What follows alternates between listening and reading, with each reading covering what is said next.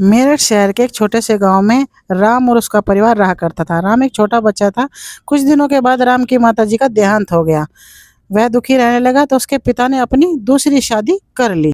कुछ सालों के बाद जब वह बड़ा हो गया तो उसने भी अपनी शादी कर ली। शादी में उसकी सौतेली सासू माँ ने भी उसे आशीर्वाद दिया। सीता और राम खुश थे। उसी दौरान पड़ोसन ने आकर सीता के कान भरे कि आप की जो सासू माँ है वो बहुत बुरी है, उससे दूर रहना क्योंकि वह आपके पति की सगी माँ नहीं है। ये सारी बातें जानने के बाद सीता ने राम से कहा कि आपकी सौतेली माँ अच्छी नहीं है, मैं इनके साथ नहीं रहूंगी, आप और मैं अलग रहेंगे किसी अलग घर में। कुछ दिनों के बाद राम को किसी काम से 2 दिन के लिए बाहर जाना पड़ा। उसी रात बहुत तेज बारिश और तूफान आया था और सीता को बुखार हो गया। ये बात देख करके उसकी सौतेली सासू माँ उसके घर आई और देखने लगी कि बहू बीमार है।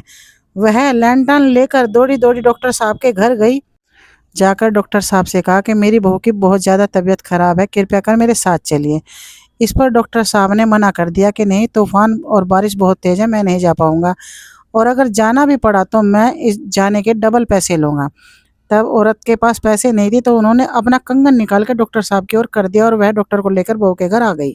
डॉक्टर ने सीता का इलाज बहुत अच्छे से किया और सीता सुबह तक ठीक हो गई। सुबह उठने के बाद वह चौंकी और उसने डॉक्टर से पूछा, डॉक्टर साहब आपको यहाँ कौन लेकर आया है और आपकी फीस कितनी हुई? तब डॉक्टर साहब ने कहा कि आपकी सासू माँ रात को मेरे घर आई और मेरे हाथ पैर जोड़कर मुझे आपके यहाँ तक लाई, क्योंकि तूफान और बारिश बहुत तेज थी, मैंने आने को मना किया।